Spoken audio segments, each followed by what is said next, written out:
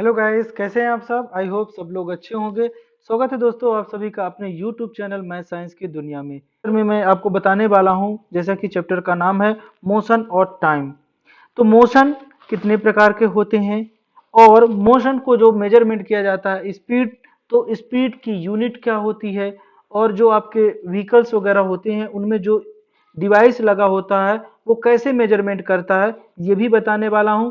और टाइम से रिलेटेड बहुत अच्छी चीज बात बताने वाला हूं कि एक बात सोचिए कि जब पहले पहले के समय पे, प्राचीन समय पे, इंसिडेंट टाइम पे वॉच नहीं होती थी तो कैसे समय को मेजरमेंट करते थे। आज ऐसे ही डिवाइस के बारे में इस टेक्स्ट बुक के चैप्टर में मैं आपको बताने वाला हूं। तो चलिए दोस्तों स्टार्ट करते हैं लाइन बाय लाइन। एक एक लाइन में आपको हिंदी में एक्सप्लेन करके बताने वाला हूं। दोस्तों कंसेप्ट को सीखिए, क्योंकि मैं हर वीडियो में यही बोलता हूं, कंसेप्ट इज पावर।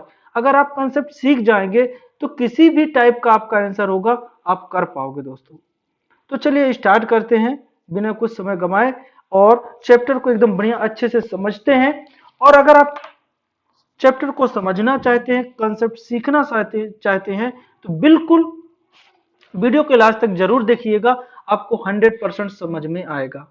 और अगर एक बार आप कंसेप्ट सीख जाओगे तो आंसर क्वेश्चन तो फिर आप किसी भी टाइप का इस चैप्टर से रिलेटिव होगा आपसे जरूर बनेगा। और ऐसा नहीं है कि मैं एक्सरसाइज के आंसर क्वेश्चन भी नहीं करवाऊंगा, मैं एक्सरसाइज के आंसर क्वेश्चन और कीवर्ड अगले पार्ट की वीडियो में जरूर करवाऊंगा, जो कि प्लेलिस्ट में दिया गया है, उसको आप देख सकते हैं। ठीक है, चलिए। तो चैप्टर में क्या है, मोशन। मोशन और टाइम से रिलेटिव चैप्टर में बताया गया है। तो चैप्टर थोड़ा सा समझते हैं। जैसा कि आप 6 क्लास में कुछ पढ़ चुके हो ऐसे टाइप्स के मोशन, डिफरेंट टाइप्स के मोशन, जैसे पेंडुलम मोशन हो गया, ट्रांसवर्सल मोशन हो गया, और जो आपका होता है ऑक्सीलेशन मोशन हो गया। ऑक्सीलेशन मोशन और पेंडुलम मोशन एक ही तरह का होता है। You learn that in the motion could be along in the straight line, पढ़ चुका है आपने। सर्कुलर मोशन या पीरियोडिक मोशन कह सकते हो, इसको पढ़ चुके हैं। You can recall these 3 types motion, आपने 3 टाइप मोशन को पढ़ चुके हैं। Circular motion, straight line motion होता है, और एक पीरियोडिक मोशन, ये आप पढ़ चुके हो। तो यहाँ पे कुछ मोशन के एग्जाम्पल दिए गए हैं, उनको समझना है कि ये ऐसे कैसे मोशन है। स्ट्रेट लाइन मोशन क्या है, सर्कुलर मोशन क्या है, pendulum motion. Straight line motion को थोड़ा सा मैं बता दूं आपको दोस्तों कि स्ट्रेट लाइन मोशन वो होता है जो सीधे जाता है और सीधे आता है, ये स्ट्रेट लाइन मोशन हो गया। सर्कुलर मोशन क्या होता है, जो ऐसे सर्कल में चलता है जैसे वॉच। और पीरियोडिक मोशन क्या होता है, कभी अप होता है, कभी डाउन, कभी अप कभी डाउन, इस तरह से होता है पीरियोडिक मोशन। तो चलिए समझते हैं। सोल्जर इन मार्च पास, मार्च पास्ट। तो देखो सोल्जर जो मार्च पास करते हैं वो एकदम स्ट्रेट फॉरवर्ड होते हैं। कैसे होते हैं, स्ट्रेट फॉरवर्ड। तो यहाँ पे हो जाएगा आपका स्ट्रेट लाइन। फिर bullock card the moving on in the straight road, अगर जो बुलक कार्ट जो स्ट्रेट रोड में मूविंग करती है तो उसके जो व्हील होते हैं वो एक सर्कुलर मूव करते हैं। कैसे मूव करते हैं, सर्कुलर मूव करते हैं। Hand of an athlete in race, athlete race में देखा होगा कि एक अगर जैसे आप दौड़ते हो तो उसका हाथ कैसे होता है, एक बार आगे की तरफ आता है और एक बार पीछे की तरफ आता है। तो कैसा हो रहा, एक पेंडुलम आकार का हो रहा। कैसे हो रहा, एक मीन पोजीशन से एक यहाँ पे आ रहा और यहाँ पे जा रहा, तो इसको बोलते हैं पीरियोडिक मोशन बोलते हैं। अगला है pedal of bicycle in motion. तो पैडल ऑफ बाइसिकल आप कैसे करते हो, एक सर्कुलर मोशन में करते हो। कैसे करते हो, सर्कुलर मोशन में करते हो। Motion of earth around sun, ये भी एक सर्कुलर मोशन में होता है। और motion of swing, swing machine को देखा होगा एकदम रोटेट में करती है एक सर्कुलर मोशन में, या ये जो सुई लगी होती है वो अप डाउन करती है, आगे पीछे की मोशन करती है। ठीक है, तो उसको हम कह सकते हैं पेंडुलम मोशन ही कह सकते हैं उसको। मोशन ऑफ पेंडुलम वॉच को देखा होगा कि यहाँ पे रहता है, यहाँ पे करता है, और ये पीरियोडिक मोशन इसको आप कह सकते हो, क्योंकि मेन पोजीशन से टू एंड फ्रो होता है। अब आगे समझते हैं। It common experience that the motion of some object is slow and while that some object is the fast। आपने देखा होगा कुछ ऑब्जेक्ट ऐसे होते हैं जो बहुत तेजी से चलते हैं बच्चों, और कुछ ऑब्जेक्ट ऐसे होते हैं जो कि बहुत स्लो चलते हैं। तो ऐसा क्यों, तो स्लो एंड फास्ट में क्या डिफरेंट रहा होता है। देखो जो स्लो चलते हैं उनकी स्पीड कम रही होगी, जो फास्ट चलते हैं उनकी स्पीड ज्यादा रही होगी। You know that some vehicle move faster, कुछ व्हीकल्स ऐसे होते हैं जो फास्ट चलते हैं अदर देन से। इवन दिस सम व्हीकल में be move faster and slower at different time, अलग अलग समय पे कुछ तेजी से चलते हैं कुछ स्लो चलते हैं, इस प्रकार टाइम का इफेक्ट पड़ जाता है। Make in the list 10 object moving along the straight path group in the motion, जैसा कि आप यहाँ पर एक्टिविटी के थ्रू देख पा रहे हो कि यहाँ पर कुछ कार्स हैं जो एक स्ट्रेट डायरेक्शन में एक ही डायरेक्शन में मूव कर रही हैं, देख पा रहे हो मूव कर रही हैं सभी कार। लेकिन सेकंड वाले डायग्राम में देखो कि ये जो यहाँ पर ग्रीन कलर की कार थी ये अब कहाँ पे आ चुकी है, इन दोनों के आगे यहाँ पे आ चुकी है, देख पा रहे हो आप डायग्राम, ये यहाँ पे आ गई। इन द सेंस इस कार की जो स्पीड रही होगी वो फास्ट रही होगी एज कंपेयर टू इन कारों से, ठीक है, इन कारों से। समझ में आ चुका। These object as it slow and fast, how did you vehicle which object is moving slow and one is move fast, ऐसा क्यों हो जाता है, ऐसा कैसे हो जाता है कि कुछ गाड़ियां स्लो रहती हैं और कुछ गाड़ियां फास्ट हो जाती हैं। तो इसमें क्या रहता है, अब ये आपको ऐसा क्यों क्वेश्चन पूछ रहा है जिससे कि आपको पता चलने वाला है आगे चल के कि ये जो रीजन हो रहा है ये किसके थ्रू हो रहा है। तो आगे क्या है, if vehicle are moving on road in the same direction we can easily tell which one of them is moving faster than other. Let us look in the motion vehicle moving on the road activity 13.1। 13.1 में आपको एक activity दिया गया है कि show in the position of the some vehicle moving on in the road in the same direction at that instant time and now look figure 13.2 में देखते हैं कि एक जो ग्रीन कलर की कार थी वो आगे की तरफ हो जाती है। ऐसा क्यों, क्योंकि वो ज्यादा डिस्टेंस कम समय पे कवर कर रही है। From your observation of two figure in the answer following in the question, which vehicle is moving the fastest of all and which one of them is moving the slowest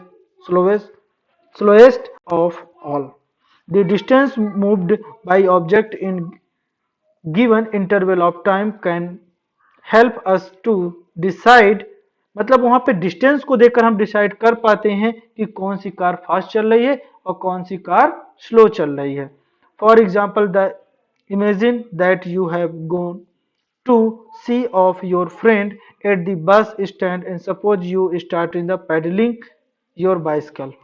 अगर मान लीजिए आपका दोस्त बस से जा रहा है और आप साइकिल से जा रहे हैं तो फास्ट कौन जाएगा, जो बस से जा रहा है। At the same time as in the bus began to, क्या हो जाएगी, आगे मूव कर जाएगी। The distance covered by you after 5 minute would be much smaller than that covered by the bus, अब बस से बहुत कम डिस्टेंस को कवर कर। Would you say that the bus moving in the faster than bicycle, इससे क्या पता चल जाता है कि जो बस है कह सकते हैं कि बस जो है उसकी जो स्पीड रही होगी वो फास्ट रही होगी एज कंपेयर टू बाइसिकल से। We often say that the faster vehicle has in the higher speed in the 100 metre race, ठीक, उससे भी पता चल जाएगा। It easy to decided whose speed in the highest and one whose take shorter time to cover distance 100 metre has the highest speed. तो बच्चों यहां से आपको पता चलता है कुछ हो रहा था स्पीड के कारण हो रहा था। तो स्पीड का मतलब क्या होता है कि डिस्टेंस अपॉन टाइम, क्या होता है, distance upon time, distance cover मतलब कितना ट्रेवल किया गया, तो डिस्टेंस कितना कवर हुआ और टाइम पे, पर यूनिट टाइम पे। मतलब अगर एक मिनट में ज्यादा डिस्टेंस कवर, एक मिनट में एक कोई 100 मीटर कवर कर रहा है और कोई 200 मीटर कवर कर रहा है तो ज्यादा स्पीड किसकी रही होगी, जो 200 किलोमीटर कवर कर रहा होगा। जैसा कि आप इस डायग्राम से देख पा कि सभी कारें जो हैं एक स्पीड से चल रही हैं, लेकिन यहाँ पर जो ग्रीन कलर की कार है वो आगे पहुंच चुकी है। इन द सेंस कि ये हमने कैसे पता लगाया कि ये कार तो यहाँ पे रहती थी लेकिन अभी कहाँ पे पहुंच गई, यहाँ पे, इन द सेंस ज्यादा डिस्टेंस कवर कर रही है। समझते हैं स्पीड से, तो स्पीड से आप तो बहुत वाकिफ हैं, फेमिलियर हैं with in the word speed, word से आप बहुत अच्छे से फेमिलियर हैं, इसको जानते भी हैं। इन दी एग्जाम्पल गिवन एवं in the higher speed seem in the indicate that in the given distance has been covered in the shorter time। कम से कम टाइम पे ज्यादा डिस्टेंस कवर करना स्पीड कहलाता है। ठीक है, या यूं कह सकते हो आप कि कितना डिस्टेंस कितने टाइम पे कवर किया गया, या डिस्टेंस पर यूनिट टाइम क्या कहलाता है, आपका स्पीड कहलाता है। ठीक है, the most convenient way to find out which of the to and more object is moving faster is to compare to distance move by them by unit time. Thus if we know the distance covered by two bus in 1 hour, we can tell which one is faster। अगर उसमें दोनों में जो जल्दी distance cover कर लेती है 1 our में, तो आप कह सकते हो कि कौन सी कार क्या थी, ज्यादा फास्ट थी।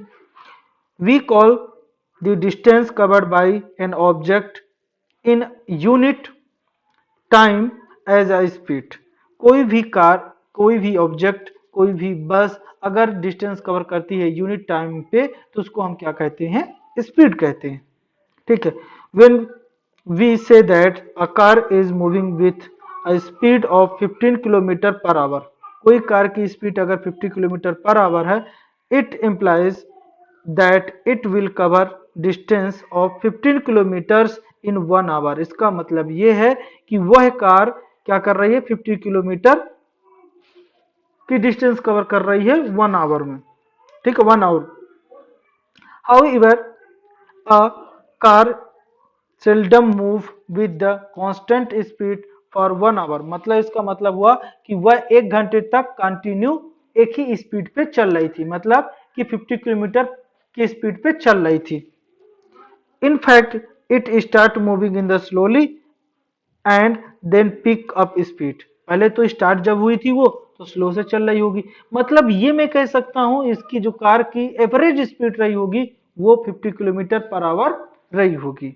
ठीक है, so when we say that the car has speed of 50 kilometre per hour, we usually consider only the total distance cover by in it in 1 hour. मतलब क्या हुआ कि जो उसने टोटल डिस्टेंस कवर किया यहां से यहां तक, कितने आवर में किया डिस्टेंस, ये एक एवरेज डिस्टेंस होती है, कितना टोटल डिस्टेंस होता है, और टाइम, तो total distance upon time equal to क्या होता है बच्चों, स्पीड होता है।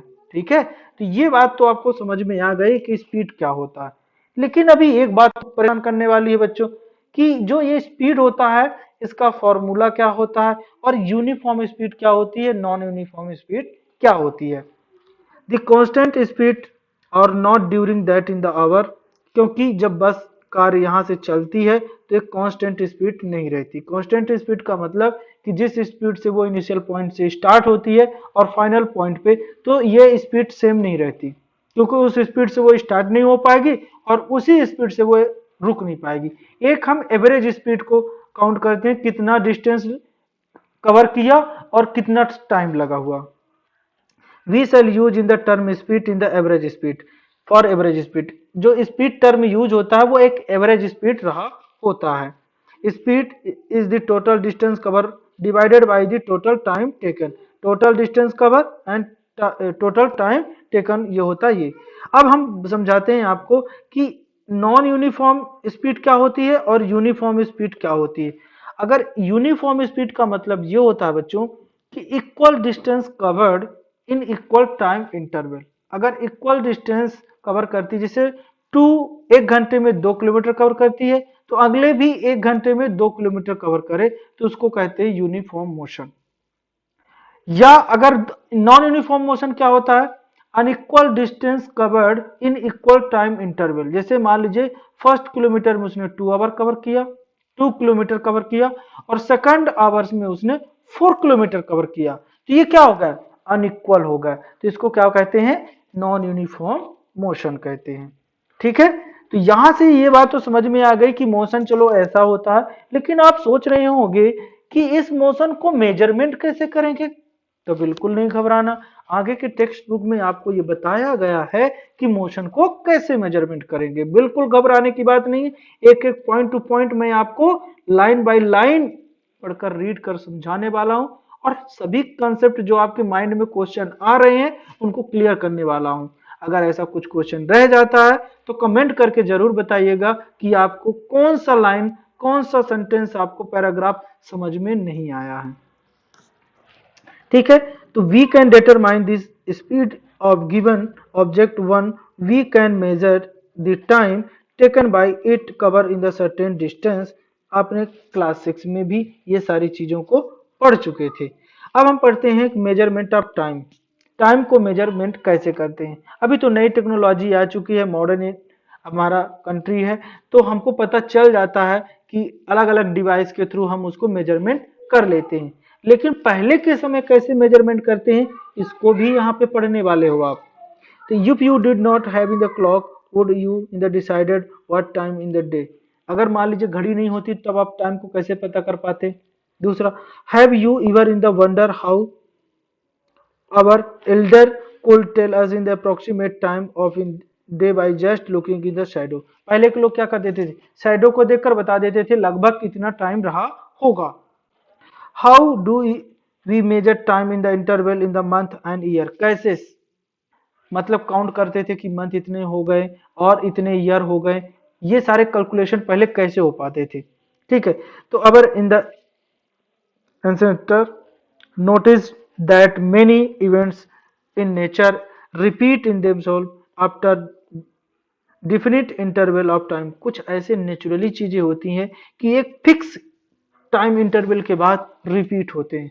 तो पहले के जो हमारे बुजुर्ग लोग थे या पहले के समय के जो लोग थे वो उन्हीं चीजों को, उन्हीं के इंडिकेशन से पता लगा पाते थे कि टाइम अब क्या हो रहा होगा।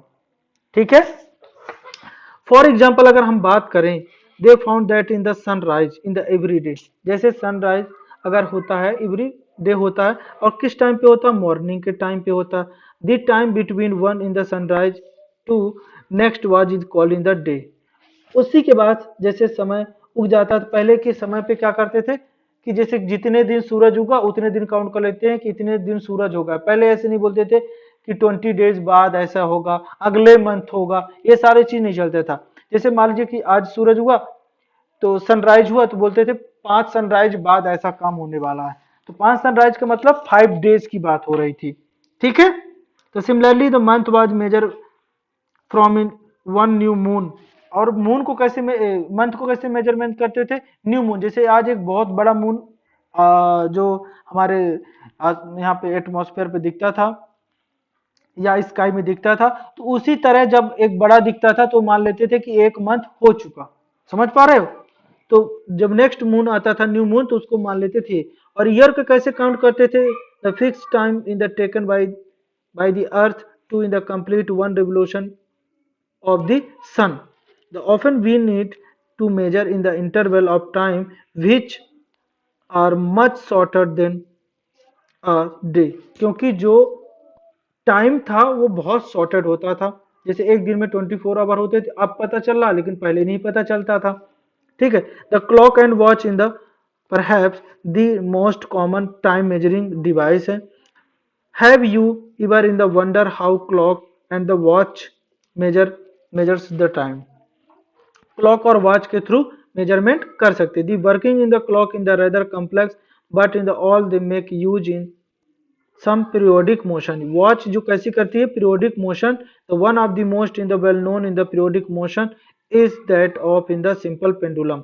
ये पेंडुलम देखते हो कि ये मोशन कभी यहाँ पे आता है और कभी यहाँ पे आता है। तो इसको क्या बोलते हैं, वॉल। जो घरों में वॉल क्लॉक लगी होती है वो पेंडुलम मोशन की देखा होगा। ये टेबल क्लॉक है और ये जो लगा हुआ है ये डिजिटल क्लॉक है। पहले ऐसे क्लॉक आते थे, अब तो डिजिटल क्लॉक आने लगे हैं। सम कॉमन क्लॉक है। ये जो देख रहे हो आप, यहाँ पे देख रहे हो सिंपल पेंडुलम है। ये पेंडुलम का मतलब होता है यहाँ पर है, ये मीन पोजीशन से यहाँ पे जाएगा और फिर मीन पोजीशन से यहाँ पे जाएगा, तो इसको क्या बोलते हैं, पेंडुलम। ठीक है, a simple pendulum in the consist of in the small metallic ball. यहाँ पे एक स्मॉल मेटेलिक बॉल लगी होती है। Piece of stone in the suspended from in the rigid stand by in the thread. Thread से बंधा हुआ है। फिगर में देख सकते हो, the metallic ball in the called in the bob. जो मेटेलिक बॉल होती है उसको क्या बोलते हैं, बॉम ऑफ द पेंडुलम।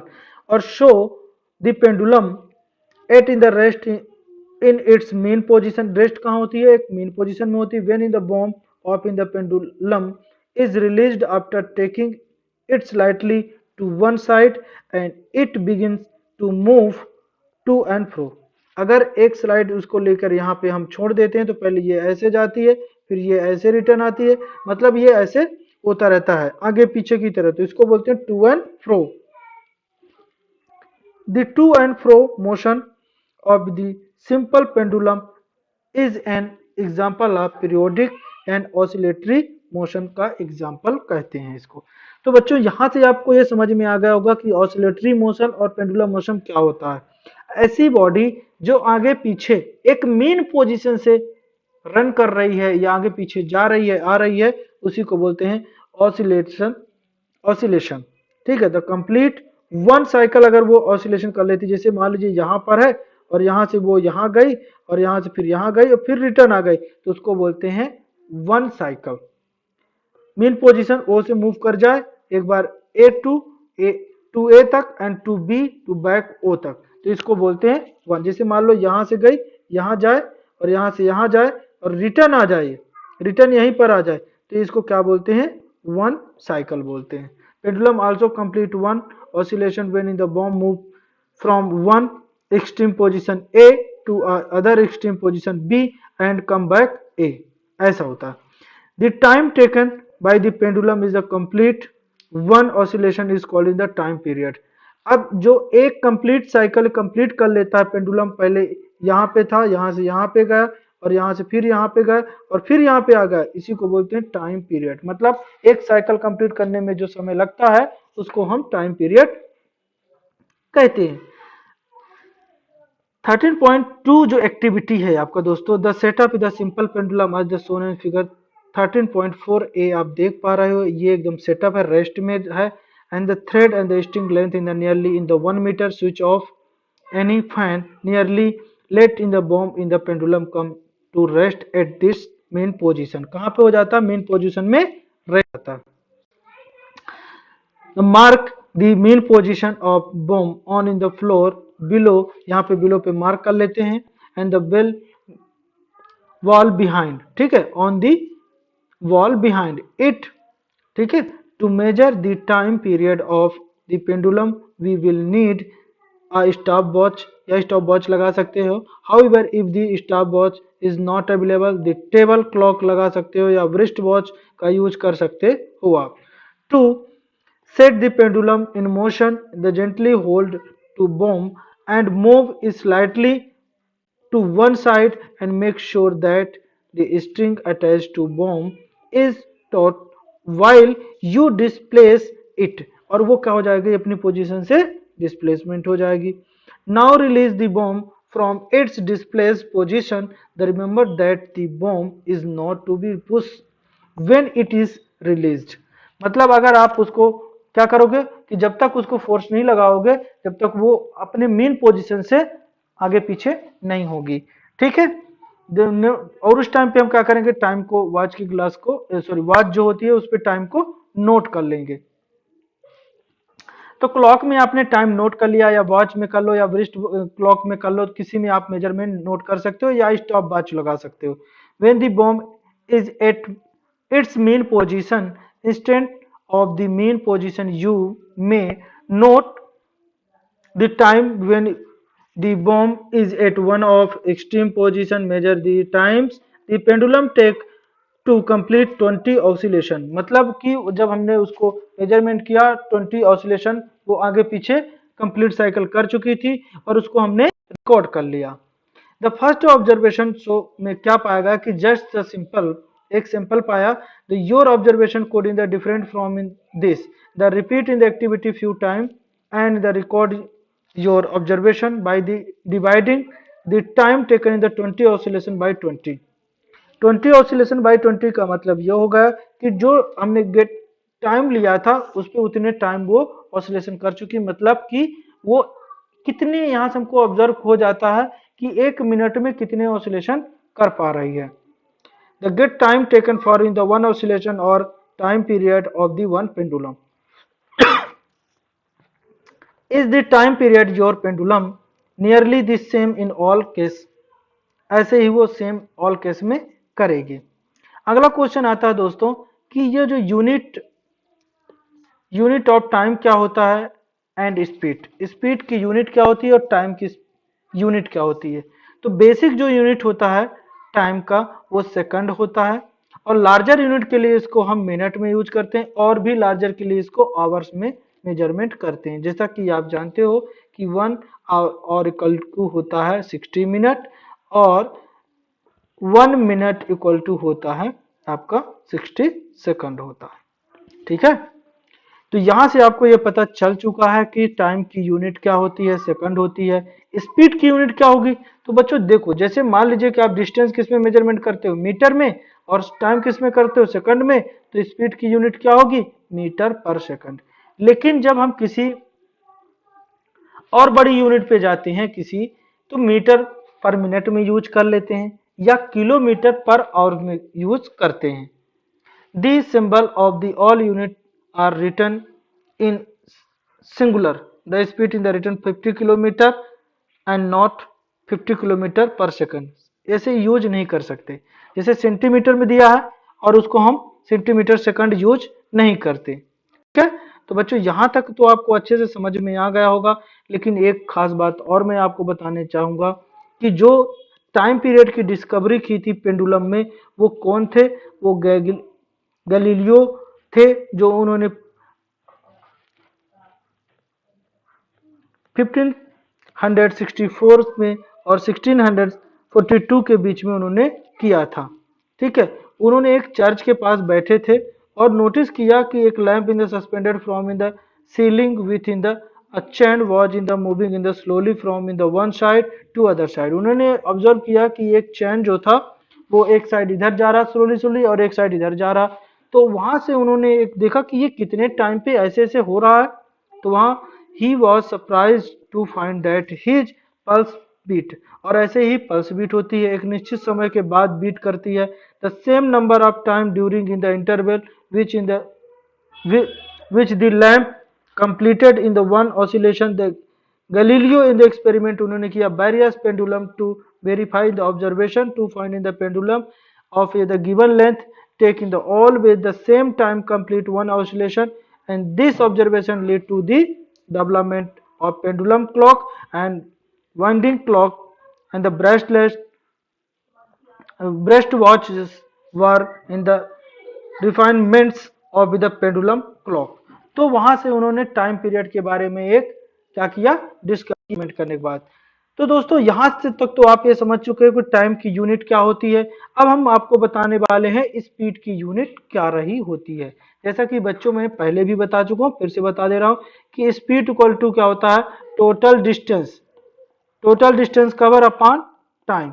तो डिस्टेंस को हम किस में मेजरमेंट कर सकते हैं, मीटर में, और टाइम को सेकंड में। तो इसकी यूनिट क्या होगी, मीटर पर सेकंड रही होगी। लेकिन अब बच्चों थोड़ा सा मैं ये भी बताऊंगा आपको कि जैसे कि पहले के समय वो कैसे मेजरमेंट करते, ये होती है सन क्लॉक, और ये होती थी वाटर क्लॉक। तो सन क्लॉक में क्या कर देते थे, यहाँ से सन ड्रॉप होती रहती थी और यहाँ पे फिल हो जाती थी, तो वो यहाँ से टाइम को मेजरमेंट कर लेते थे। दूसरा तरीका ये होता था कि यहाँ पे जैसा देख पा रहे हो कि ये जो वाटर वॉच होती है, तो यहाँ पर एक मेटल ले लेते थे, मेटल में यहाँ पे होल कर देते थे और इसमें रख दिए करते थे। तो ये नीचे इसमें पानी आता रहता था और ये धीरे धीरे इसमें पानी पूरा का पूरा फिल हो जाता था।